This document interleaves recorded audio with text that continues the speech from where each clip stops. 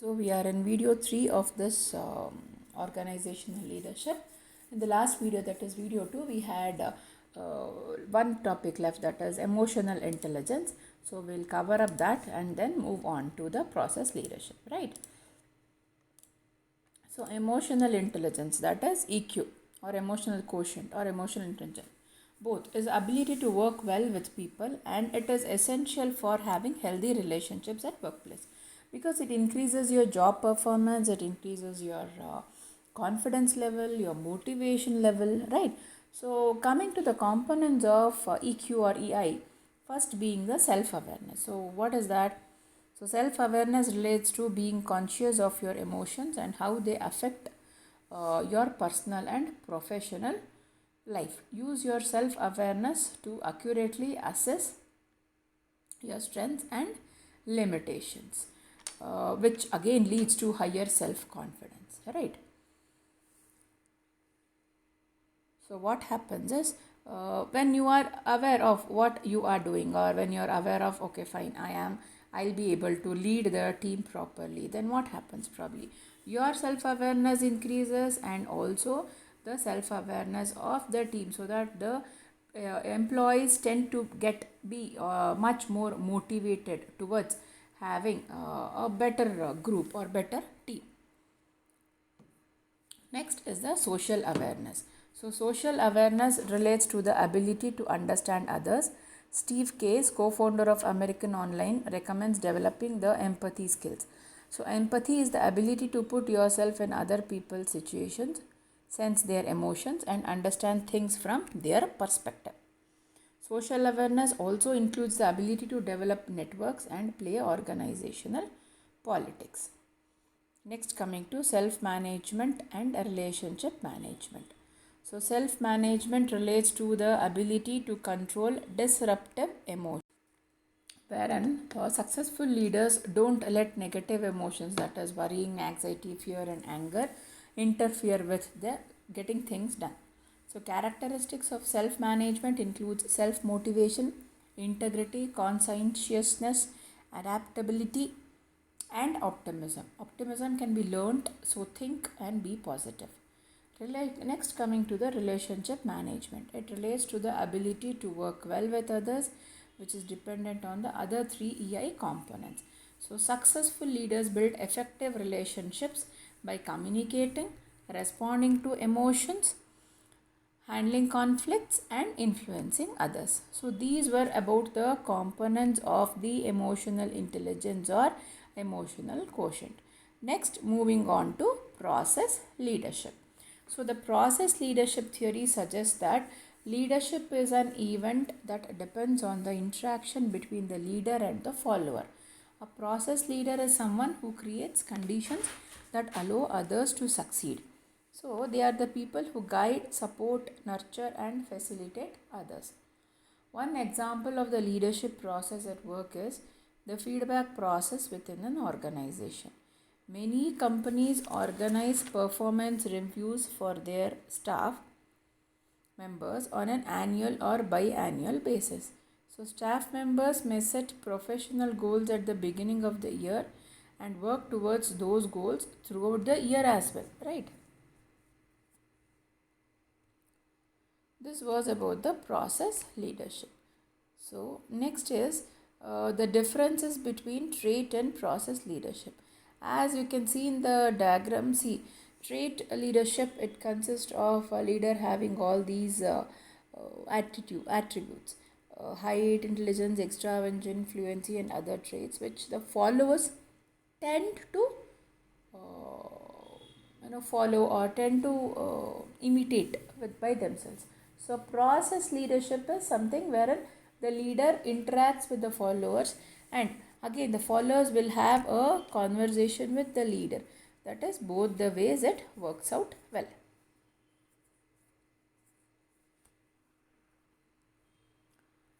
So, trait leadership is within the leader, and process leadership is where it is learned to be leader. Trait leadership are characteristics that are within the leader, for example, being charismatic, extrovert, naturally smart, and great speaker. Process leadership is learned behavior through interactions with other leaders. Next, coming to assigned and emergent leadership, right? So what do you mean by this? Assigned leaders are people who become leaders by being given a formal leadership role in their organization. They occupy a position in organization. Examples are team leaders, managers, department heads, and administrators.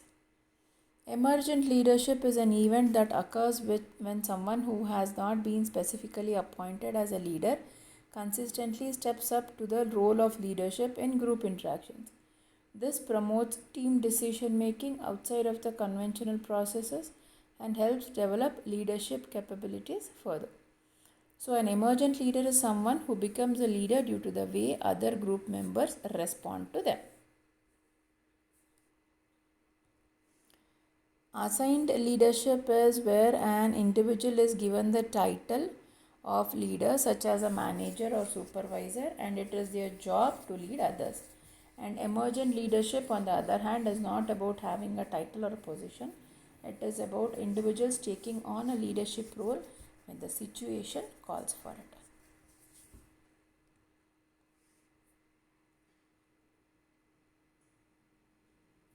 So here, as you can see in the diagram, pictorial representation of differences between assigned and emergent leadership style. Assigned leadership position derived from company hierarchy, whereas emergent takes on tasks voluntarily, helping and encouraging others in the group. And in assigned, we have expectation that employees will respect the position. They must maintain wisdom, problem solving, and motivation to justify being assigned, and proves leadership characteristics before given a leadership title or promotion, more likely to garner respect from fellow workers who have seen their work ethics. So these are the case studies which we will be just going through in this module, right? Which shows different leadership components or leadership attributes. First one being Princess Diana shaking the hands of an AIDS patient. In the 1980s, AIDS arrived in the world stage. So it was new, frightening disease with no cure and was rampaging through communities and countries. People believed that you could catch AIDS from touching someone who had it or even sitting on the same toilet seat. So sufferers were shunned, and up to 50% of people polled in the US believe that those with AIDS should be quarantined. That is, they are not supposed to come out in public. On the 19th April 1987, Princess Diana, one of the most famous personality, opened the first unit in the UK dedicated to treating people with HIV and AIDS. During her visit, she shook the hands of a patient without wearing gloves and changed people's perceptions of the disease forever. So this is with, it shows that leadership through compassion. Like leader also should possess compassion attribute. And leadership through politics. Eleanor Roosevelt was a politician, first lady, diplomat, a journalist, and an activist. She served at the United States delegate to the UN for 7 years, was head of the UN Human Rights Commission, and helped write the 1948 UN Declaration of Human Rights.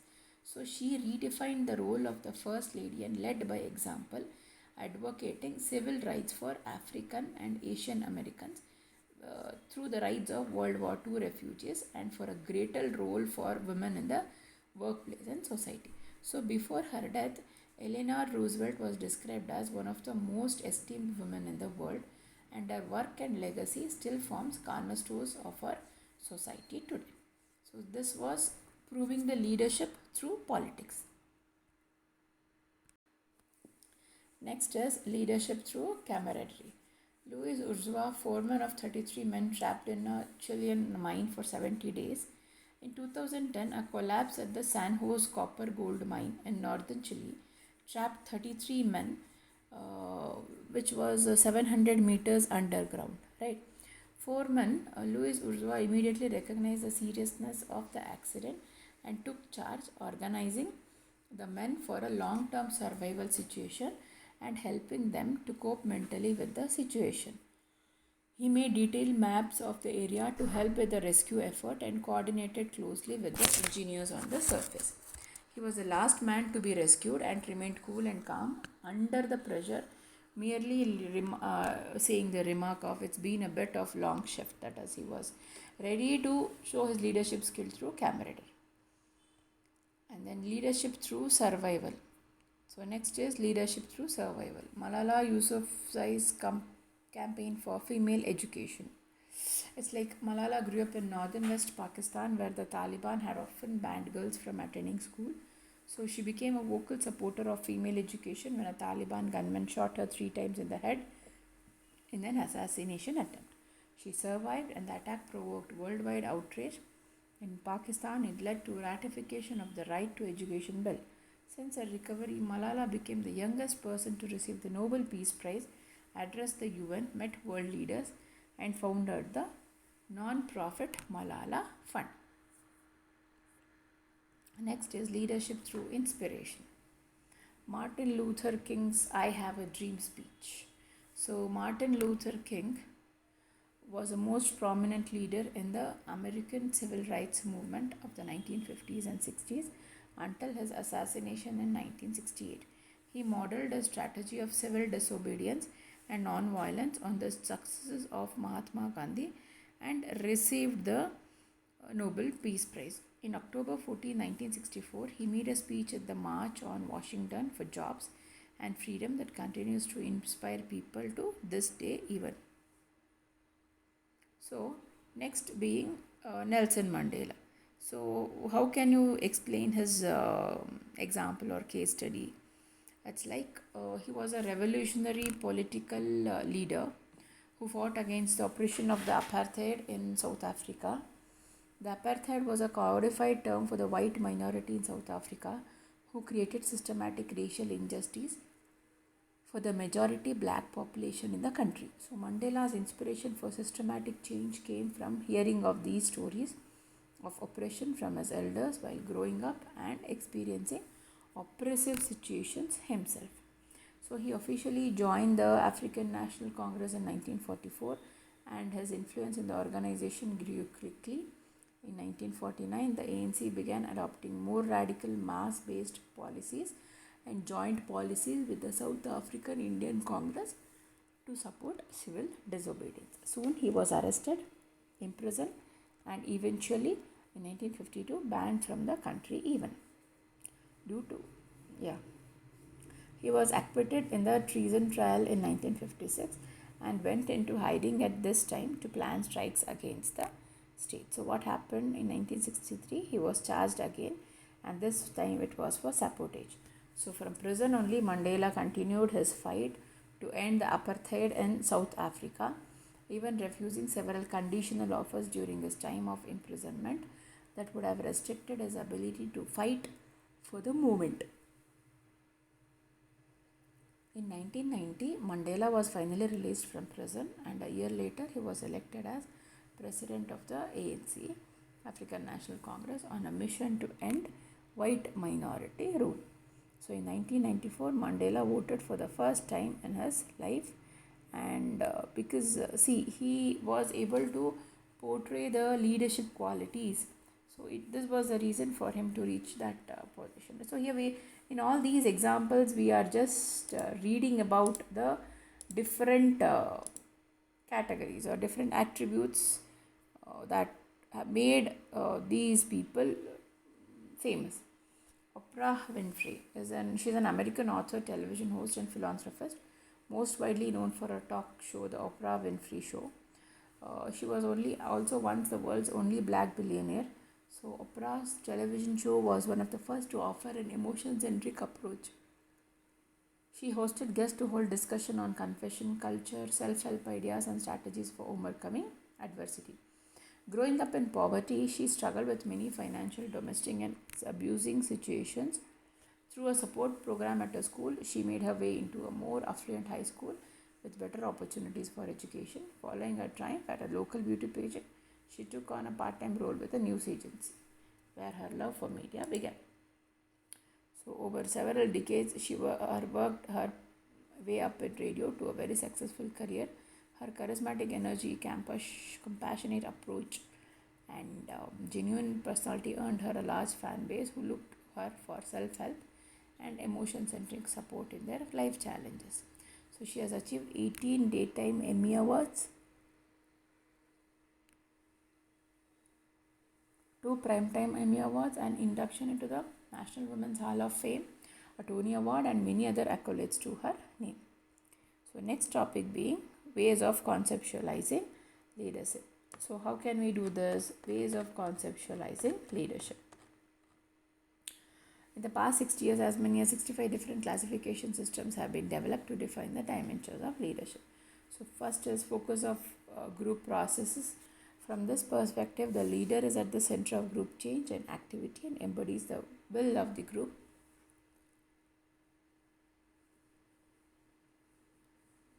So, next is a personality perspective, which suggests that leadership is a combination of special traits or characteristics that some individuals possess. These traits enable those individuals to induce others to accomplish tasks.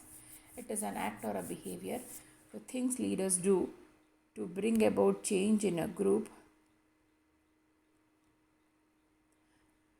and power relationship that exists between leaders and followers. From this viewpoint, leaders have power that they wield to effect change in others and the transformational process and a skills perspective.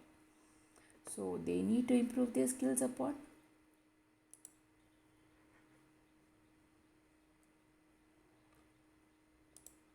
conceptualization is a process that involves coming up with clear, concise definitions. Some concepts have multiple elements or dimensions.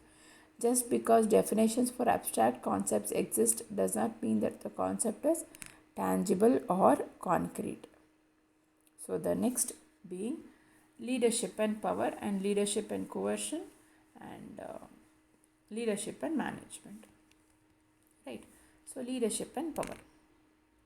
Power is important for leaders because it allows them to accomplish tasks and goals that would otherwise be impossible. This way, power can be a positive force that helps leaders and organizations to achieve their goals. Leadership power is the influence that leaders have over their followers. It persuades others to support the leader's efforts and do as they ask. So influence is essential to leadership because it helps them establish relationships with their teams and maintain authority, which is the right to exercise power. Types of powers in leadership. First being the legitimate power, coercive power, expert power, and informational power. Legitimate power happens when someone is in a higher position, giving them control over others. If you have this power, it's essential that you understand that was given to you and can be taken away. So don't abuse it. Coercive power, there is really no time or space for coercive power in the workplace. As per Lipkin, no matter how good of a leader you are, fear likely won't win respect and loyalty from your employees now or in the long run.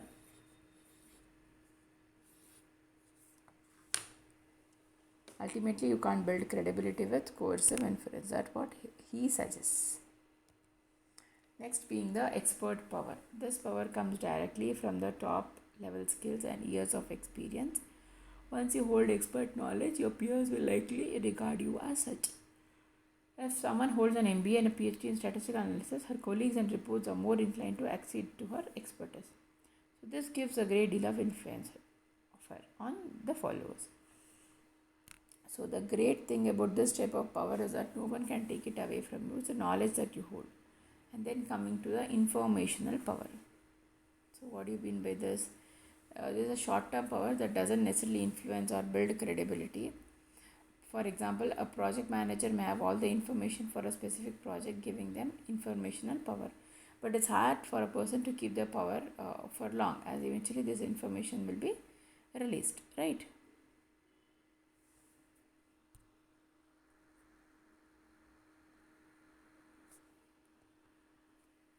So the next being leadership and coercion. Coercive or autocratic leadership is a very direct form of leadership built on instructing employees what to do and how to do it, all while expecting strict compliance.